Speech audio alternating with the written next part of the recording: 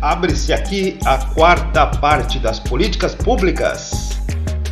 Olá, minha gente, sejam muito bem-vindas, muito bem-vindos aos nossos áudios resumos sobre políticas públicas. E nesta quarta parte, vamos terminar aqui sobre os indicadores, sobre as avaliações e pretendemos também tratar sobre as articulações da governança numa federação como a nossa, uma federação centrífuga. E aí vamos tratar de relacionamento entre os entes federativos, como se dá, as definições de responsabilidade, de recursos, fiscalizações, marco regulatório, a formação da administração indireta, que vai ter também a sua forma de se encaixar nesse sistema todo. E dali vamos chegar ao que é uma política de governo e uma política de Estado. Sendo que na última parte falamos muito dos indicadores. Tratamos ali das metas SMART que serão verificadas pelos indicadores. Aí tratamos dos componentes, das fórmulas, índices, padrões, comparação, metas, das propriedades desejadas e essenciais dos indicadores. As essenciais, segundo alguns autores, validade e representatividade, confiabilidade e mensurabilidade. Segundo outros autores, utilidade, validade, confiabilidade, disponibilidade desses indicadores seriam as propriedades essenciais. Aí nós temos também as desejáveis para que esses indicadores tenham, que é sensibilidade, desagregabilidade, economicidade, estabilidade, simplicidade e auditabilidade. Aí tratamos também das naturezas dos indicadores, da complexidade, se ele é analítico ou sintético. No sintético, a gente deu os exemplos do PIB, do IDH, falamos também aqui do IDH de nosso país, comparado a de outros. E que esses indicadores de complexidade sintética, eles buscam demonstrar a média de uma população. Claro, busca uma amostra muitas vezes e com essa amostra tenta fazer o retrato do comportamento médio de toda aquela população, de como que vai ser, se pegarmos um indivíduo, qual é a probabilidade maior de ele se comportar, de acordo com a média. Claro que ele pode também estar nos extremos. Você pode pincelar ele do meio da população, ou seja, pegar uma amostra, e aí de repente, sem saber, você pegou dos extremos de comportamento. Então, você pegar no Brasil, vamos dizer, você pegar uma pessoa aleatória no Brasil, você pode pegar e verificar a renda média dela. E se você chegar lá uma renda média de 20, 30, 40 mil mensais, 40 mil reais mensais, você está pegando um dos extremos, extremamente não representativa de toda a população. E se você pegar um indivíduo e ter uma renda ali de 100 reais mensais, também vai estar no extremo. Agora, se você pegar ali só um salário mínimo, 2 salários mínimos, provavelmente você está pegando a grande massa da população.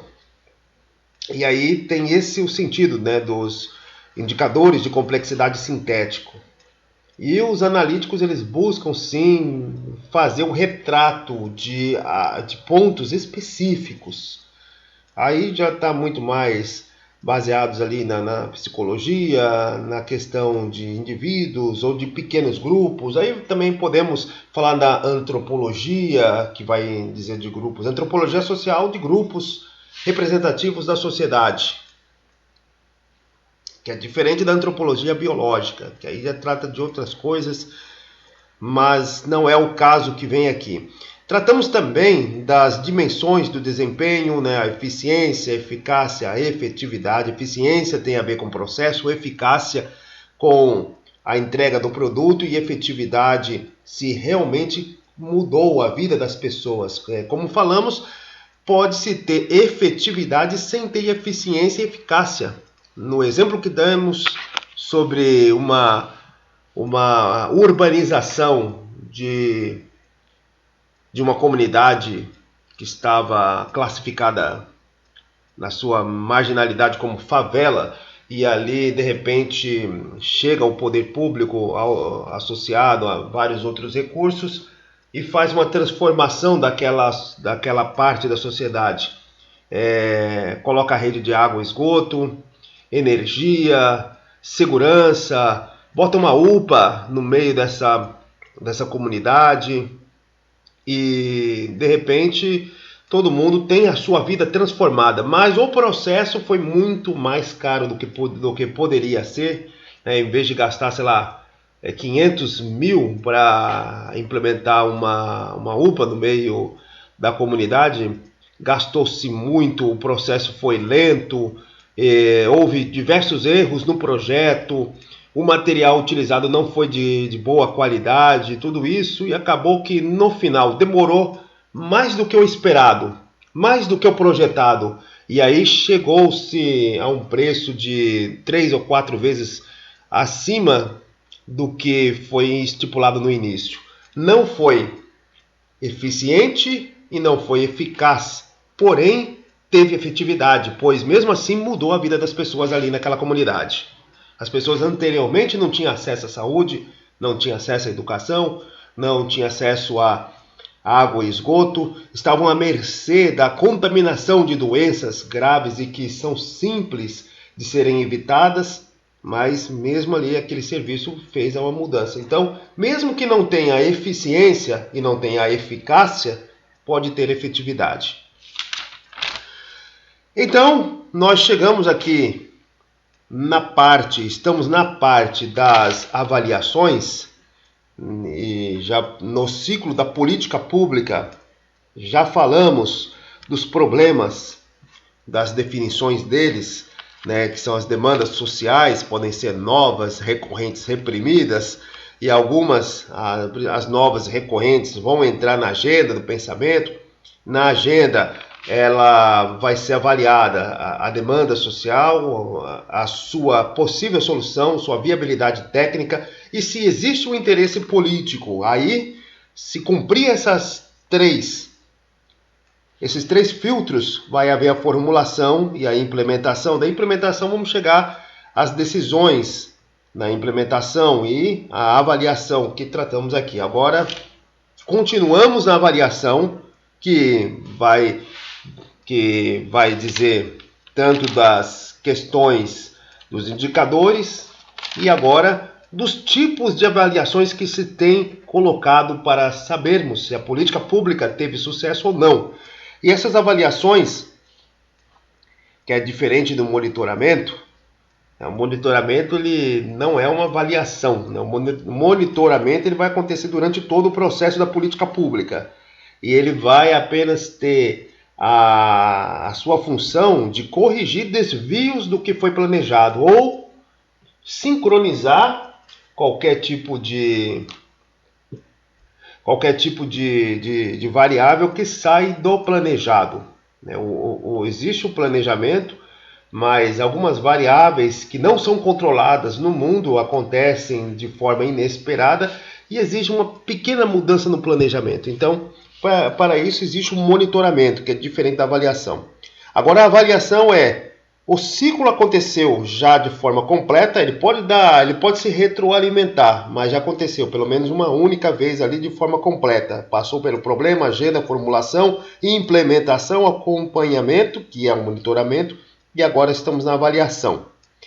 E aí, vamos nessa avaliação avaliar diversos aspectos, e dependendo do aspecto que está sendo avaliado, nós podemos mudar o foco da avaliação. A avaliação ela pode ser dos agentes, os agentes que agiram dentro da política pública, ou seja, dentro não quer dizer exatamente que faz parte do governo, né? Mas pode ser dentro que foi envolvido pela política pública, pode ser a população atendida, pode ser os agentes que prestaram esse atendimento, ou os agentes que administraram a formulação da política pública, pode ser todos esses agentes, quando falamos dos agentes. Mas tem-se a ideia, primeiro, de que se faz parte da organização para prestação do serviço, aí nós estamos falando do agente interno. Se faz parte da população que é atendida por esse serviço, aí nós estamos falando dos agentes externos. Pode ser mista, avaliar os dois. Pode ser participativa, que aí nós temos a questão da política democrática, né, da Constituição cidadã, que tenta buscar a participação social a todo custo, através de diversas formas, e audiências públicas, sugestões, chamadas. Pode ser feita essa participação, e ela pode ser feita também dentro da própria avaliação, né? A comunidade atendida na política pública, ela pode deixar a sua avaliação e ela ser parte desta avaliação geral sobre a efetividade, eficiência e eficácia da política pública. Temos também quanto à natureza. Quanto à natureza, nós podemos dizer nesta avaliação se ela é formativa ou somativa. Formativa, ela muda a estrutura de alguma coisa. Existia alguma coisa e ela foi totalmente modificada para algo melhor. Como o exemplo que a gente acabou de tratar, uma favela que foi transformada em um bairro urbanizado. Ou seja, ela foi formativa. Ela se reestruturou, mudou. A construção de uma linha de metrô, ou seja, está estruturando uma nova via de comunicações, de deslocamento de pessoas, pode ser também. Temos a somativa, que no caso da somativa já existia um ponto de partida e esse ponto de partida vai ser estendido, aí vai ser somado pela própria semântica da palavra. Temos a avaliação quanto ao momento. Uma vez passado já por todo o ciclo, e se o ciclo se repetir, se retroalimentar para poder novamente entrar nova agenda, uma nova formulação para fazer mudanças, implementação, etc., aí nós podemos dizer até que existe uma avaliação ex ante, que ele ainda não aconteceu o ciclo por completo, mas já existem elementos para você fazer uma avaliação ex ante. Em curso, durante o processo, já houve mais ou menos o ciclo retroalimentou e está continuando. E ex post. Ex post é a mais comum que tem. Se teve efetividade, quais os resultados, quais as entregas deste ciclo da política pública. Temos quanto ao enfoque. Ao enfoque, podemos falar dos processos, das metas e dos impactos. Tem muito a ver com eficiência, eficácia e efetividade. Se nós estamos falando de processos, o processo de implementação da política pública, aí falamos de eficiência. Se estamos tratando das metas, estamos tratando dos produtos a serem entregues, os outputs, e, logicamente, podemos associar com a eficácia. E se estamos tratando de impacto, estamos falando se realmente houve mudança na vida das pessoas, e aí tratamos de efetividade. Para lembrar aí a diferença de eficiência com eficácia, né? E é só lembrar, talvez, de uma frase mais engraçada, né? Ciência no processo, ou seja, ciência tem a ver com processo. Para chegar na Cássia. A Cássia, no final, a finalização, aí nós tratamos ali do produto, que é chegar na Cássia. É péssimo, mas tudo bem. Deu para entender. Ciência tem a ver com processo. Eficácia com o produto. Efetividade se há mudança na vida das pessoas. Bom, terminada aqui essa parte do ciclo das políticas públicas, agora vamos a fundo na coordenação do que acontece no nosso país. Mas antes, é extremamente importante que quem esteja ouvindo tenha um conhecimento, eu não sei se do público, se sabe diferenciar o nosso sistema político de outros sistemas políticos, né? Porque é preferível gastarmos um tempo aqui para entender, antes de continuarmos falando de política pública, do que principalmente falar do relacionamento entre os entes sem sequer as pessoas entenderem. Muitas das pessoas no país, grande parte da população, acredita que existe uma hierarquia entre o presidente, os governadores, os prefeitos, né, que confundem as funções, né, acham que o governador ele tem uma certa subordinação ao presidente da República, e o presidente da República ele manda nos prefeitos. Não, é claro que quem esteja ouvindo esses áudios, pelo menos já deve estar fora dessas visões, né? Porque seria muita, mas pode acontecer, claro. Só que é necessário entender que as políticas públicas que acontecem no nosso país seguem o desenho institucional. Nós somos uma federação centrífuga, diferente dos Estados Unidos, que é uma federação centrípeta.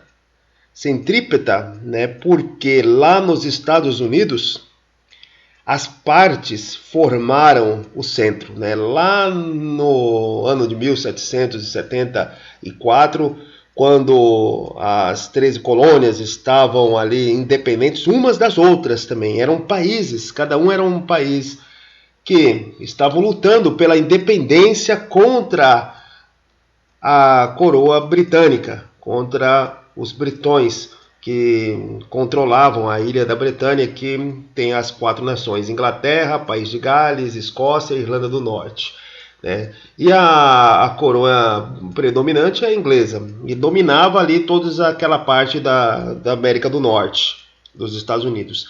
E eles queriam a independência. Aí depois eles fizeram uma confederação, que era apenas uma união temporária para poder enfrentar e declamar a sua independência diante da Inglaterra. Claro que tiveram uma ajuda predominante e forte da França. E nos filmes norte-americanos de independência eles não mostram isso, né? Eles pintam a participação francesa como insignificante, pequena, né? Mas na verdade foi muito predominante. É só ler o livro do Alex Tocqueville, A Democracia da América, que pode se perceber. Mas o sistema americano, segundo também esse livro, né, do Alex Tocqueville. Alex Tocqueville era um aristocrata que foi afetado pela Revolução Francesa e depois foi fazer uma viagem nos Estados Unidos, e lá ele descreveu o sistema social norte-americano. Qualquer pessoa que queira fazer uma comparação com o Brasil, com a cultura, com a política, com a estrutura social, econômica, política do Brasil com os Estados Unidos, e você perguntar se ele conhece Tocqueville e ele falar que não, então dali não passa de uma conversa de boteco, porque o cara não sabe porra nenhuma dos Estados Unidos, né? Para saber dos Estados Unidos tem que pelo menos saber citar o Alex Tocqueville, saber quem que foi ele. E aí ele deixa lá, o Alex Tocqueville, ele mostra que os Estados Unidos foi formado das partes que se uniram para enfrentar a Grã-Bretanha, mas ao verem que era bom a união, eles, de confederação, essa união se tornou uma federação. Ou seja, os estados, ali as 13 colônias, resolveram manter a sua união depois de ter vencido a Grã-Bretanha, manter a sua união, sendo que os estados, eles juntaram e definiram quais as competências da União. Então eles permaneceram com muitas atribuições de sua independência na Constituição dos Estados Unidos. O que não aconteceu no nosso país. O nosso país foi ao contrário, né? Aí nós temos que ler alguns grandes interpretadores do Brasil, como Darcy Ribeiro, O Povo Brasileiro, o nome do livro, né? O Gilberto Freire, temos diversos, Sérgio Buarque de Holanda, tem diversos livros que vão falar do Brasil, especificamente por nós mesmos, e é unânime, e é claro, a estrutura social no Brasil foi construída de forma contrária à dos Estados Unidos. Não foi o centro, quer dizer, não foram as partes que formaram o centro, e sim o centro que formou as partes. Pois o Brasil já chegou a ser um país central, um estado central, onde havia apenas um único ente, ali mais ou menos no Segundo Império, Dom Pedro II, e depois na República tentou-se imitar o sistema norte-americano, criando as partes. Só que existia já o ente federativo da União, e ele que criou os estados, e ele que delegou algumas das competências do estado, mas a grande parte das competências continuou com a União. E o Brasil, ou seja, foi criado, a União criou as partes, no caso do Brasil, por isso que é centrífuga, é de dentro para fora, ou seja, o interior, o centro, a União criou os estados, e nos Estados Unidos é centrífuga, porque os estados criaram o centro. Olha só a grande diferença. Tanto os Estados Unidos, quanto o Brasil, quanto a Alemanha, por exemplo, que é uma federação,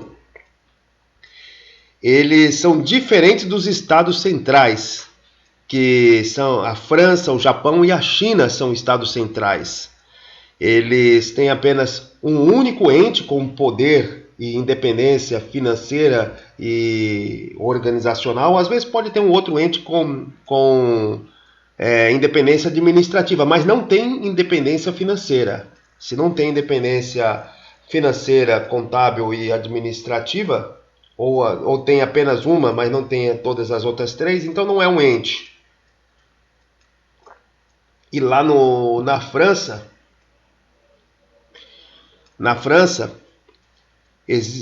o sistema político é que todos os departamentos eles estão subordinados à distribuição central da financeira feita pelo Estado Central. E claro, quem vota nas figuras centrais da França é a população. Ela vota diretamente no representante da figura central. E aí esse representante, o presidente da França, agora o Macron, ele pode fazer com que mudar o parlamento, convocar novas eleições, fazer novas chapas, etc, etc. A mesma coisa acontece no Japão. É um estado central e a população vota diretamente na figura central, no primeiro-ministro. Diferente da China, que apesar de ser um estado central, a população não vota diretamente na figura central, mas vota nas figuras que orbitam no sistema político. Seria análogo a dizer que, no caso, se comparado o Brasil com a China, seria análogo a dizer que os brasileiros só votariam em vereadores e prefeitos. E a partir dali o indivíduo que entrasse no sistema político, ele teria um sistema de classificação tanto da população quanto dos seus colegas e quanto de outros atores na sociedade civil, de classificação que habilitaria ele a ser governador, depois ele seria deputado federal, deputado estadual, né? Depois deputado federal e depois presidente. Mas a partir daquela de vereador e prefeito, até ele chegar à presidência da República, né, ele teria que passar por todas as provações da sua capacidade administrativa, da sua capacidade de gestão. Ele não pode simplesmente cair de paraquedas e já se tornar o presidente do país, sem mais sem menos, porque às vezes tem seguidores. Ele tem, né, no caso brasileiro, né? O cara lá tem... Qualquer pessoa ali tem 3 milhões, 4, 6 milhões de seguidores nas redes sociais, ele já está habilitado a ser candidato a presidente do Brasil e convencer grande parte da população que ele vai quebrar o sistema, que ele vai mudar, que ele vai não sei o quê, e as pessoas vão e votam nele e as coisas podem piorar. No caso da China, ele conseguiria sim ser votado, ser bem votado, mas ele teria que começar como vereador. E até ele galgar a presidência, ele teria que provar sua capacidade administrativa. Se ele, no meio do caminho, não provasse sua capacidade administrativa, saía fora do sistema, seria ejetado. Então tem muito mais estabilidade. Não há votação direta, mas existe a estabilidade. Feita essa explicação, né, da diferença de federações para estados centrais e que a nossa federação ela é centrífuga e não centrípeta, nós podemos falar aqui, sim, agora, de que nas nossas políticas públicas existe sim uma prevalência funcional da União em relação aos estados. Prevalência não quer dizer que é uma dependência, uma forma. Por quê? O maior orçamento do país é a União. Através dos princípios que a União tem de recolhimento da grande parte dos impostos do Brasil, de ter o seu maior caixa, ele pode se ligar aos estados e aos municípios e realizar políticas públicas condicionando o repasse aos estados e aos municípios de acordo com os seus objetivos. Como, por exemplo, a universalização das matrículas de escolas, né, da rede tanto municipal quanto estadual quanto federal. Das escolas primárias, principalmente ali municipais e estaduais, aqueles que tivessem a grande parte das matrículas feitas, então teria maiores verbas do Ministério da Educação, né, como teve há pouco tempo, neste mesmo ano aqui de 2025, um escândalo que aconteceu e foi publicado ali no Fantástico, que era de pequenas prefeituras espalhadas por todo o Brasil, inflando as matrículas do EJA. EJA é a educação de jovens e adultos, pessoal que já passou da idade de ser educado, eles podem ter essa oportunidade da vida de terminar seus estudos. E aí eles se matriculam e têm a graduação. Mas aí pequenas escolas, escolas em pequenas cidades espalhadas pelo Brasil, pequenas cidades não só, vamos lá, dos estados não centrais, como o Maranhão, como o Pará, mas também pequenas prefeituras de estados centrais, como São Paulo, Rio de Janeiro, Minas Gerais, estavam fazendo uma sacanagem de aumentar o número de matrículas de forma fantasiosa, né? Pessoas que já morreram, pessoas matriculadas 2, 3 vezes, com nota e tudo, com presença de uma forma bem drástica, falsa, mentirosa, corrupta. Porque às vezes a gente vê que a grande corrupção, o grande grosso da corrupção que acontece no Brasil, às vezes não está na parte central ali da União, e sim na parte ali das pequenas prefeituras, no povão mesmo, na população mesmo. Então, no baixo clero da política. E aí eles inflavam, né? Porque a corrupção, na verdade, sempre começa com uma boa desculpa, né? Provavelmente uma cidadezinha lá do interiorzinho lá vai dizer, se não fazer isso a gente não ganha verba, porque as verbas só vão para cidades grandes, E aí, claro, aí justifica uma corrupção. E aí muitas pessoas, muitos senhores que já morreram estavam matriculados lá. E o Ministério Público não tem pessoal suficiente para verificar tudo isso. Mas esse tipo de política pública, na avaliação, ele não vai ter efetividade, não vai ter eficácia. E eficiência vai ser a pior possível, porque deixou muitas amarras para desvios, neste exemplo que demos, né? Que não é um exemplo fictício, realmente aconteceu e está sendo apurado. Mas existe sim uma preponderância da União, né? Porque a União ela vai ter o maior orçamento e, além do orçamento, ela passa as diretrizes nacionais. E ela passa as diretrizes nacionais porque nós somos uma federação centrífuga, porque não é só na formação que é centrífuga, é sim os parâmetros nacionais, eles saem do centro e vão para todas as partes. Ao contrário da centrípeta dos Estados Unidos, as partes que vão orientar a formação do centro e podem, sim, em algumas vezes criar. Por isso que, não fugindo muito do tema, os Estados Unidos eles possuem diversas formas de votar.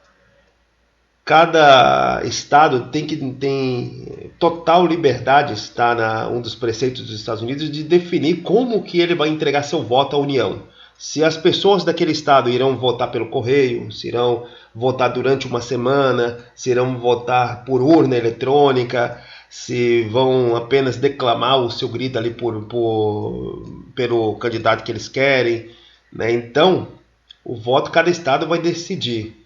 E no caso brasileiro não, no caso brasileiro existe uma justiça nacional definindo a forma como cada brasileiro vai votar. Uma forma única para todos os brasileiros, os 210 milhões de habitantes. O que não acontece nos Estados Unidos. Não porque lá é pior ou melhor, mas porque a cultura americana e a estrutura política dos Estados Unidos, ela está orientada que os estados devem ter liberdade de decidir como que eles vão entregar a sua decisão à União.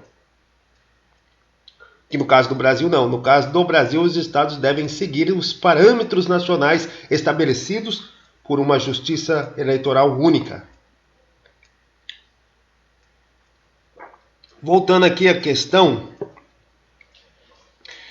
desta independência dos entes federativos, mas uma preponderância da União, no caso brasileiro, nós podemos ter aqui o exemplo do SUS. O SUS, eles têm lá os princípios organizadores e os princípios do SUS, que são diferentes, né? Os princípios do SUS, universalidade, equidade, integralidade, definidos pela União, pela parte majoritária nessas relações. Majoritária, mas não que manda. Porém, o Ministério da Saúde, ele tem ligações com as secretarias estaduais, tem a ligação com as suas secretarias municipais e cada um tem a sua competência. E nesses princípios organizativos, cria-se sim hierarquia, há uma descentralização, participação do cidadão, que é o que a nossa última Constituição, a de 1988, tenta definir, e um comando único, que é as normas, os princípios gerais estabelecidos pela União e pelos representantes, que são das secretarias estaduais e das secretarias municipais, né? Não é que tudo é definido pela União sem consulta nenhuma. Existe sim um conselho, o Conselho Nacional de Saúde. E o Conselho Nacional de Saúde tem integrantes do Ministério da Saúde, tem integrantes das secretarias estaduais de saúde e do Distrito Federal também, tem integrantes das secretarias municipais de saúde. Então, lá, através da sua representatividade, eles vão sim definir os princípios do SUS, já definiram. E os princípios organizadores do SUS, né, regionalização, ou seja, a execução vai ser regionalizada, um comando único, ou seja, os princípios tanto organizativos quanto os princípios gerais são elaborados por esse comando único, onde tem participação dos estados e dos municípios junto com a União, mas eles passam a decidir em âmbito da União. Descentralização, a responsabilidade chega até o município nessa descentralização. Participação do cidadão, hierarquização, níveis de prioridade. Hierarquização não quer dizer que o Conselho Nacional manda no Conselho Estadual, manda no Conselho, nas comissões. Não é isso. A hierarquização são níveis de prioridade de assuntos na política pública de saúde. Assim também acontece no SUAS, no Sistema Único de Assistência Social. Na educação não temos um sistema único ainda. E é isso que eu tenho para tratar aqui das políticas públicas. Muito obrigado por quem ouviu até aqui. Se inscreva no canal e até o próximo áudio resumo.